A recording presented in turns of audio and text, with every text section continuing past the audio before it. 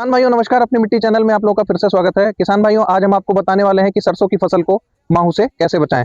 सबसे पहले आपको ध्यान देना होगा कि जब ये दिसंबर से मार्च का महीना होता है, इस समय आपकी जो है ठंड ऊपर नीचे होती रहती है, यानी ठंड ज्यादा होती है और नमी भी होती है। तो ऐसे समय में माहू काफी ज्यादा अटैक करते हैं सरसों पे।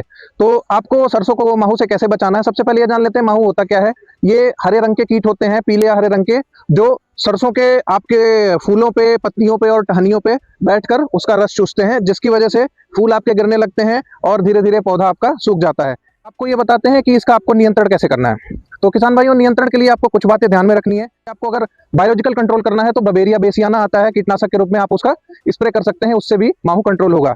दूसरा, अगर आप रासायनिक नियंत्रण भी करना चाहते हैं तो उसके लिए आप इमिडाक्लोप्रिड या थायोमेथाक्साम या एसिटामिप्रिड आता है, आप इसका छिड़काव कर सकते हैं। कुछ बातों का आपको ध्यान में रखना होगा कि आपको ये देखना होगा कि ये जो माहू के कीट होते हैं किनारों से शुरू होते हैं, तो आप देखेंगे कि अगर किनारे पे कुछ पौधों में लगे हैं तो आप उसको तोड़ के फेंक सकते हैं।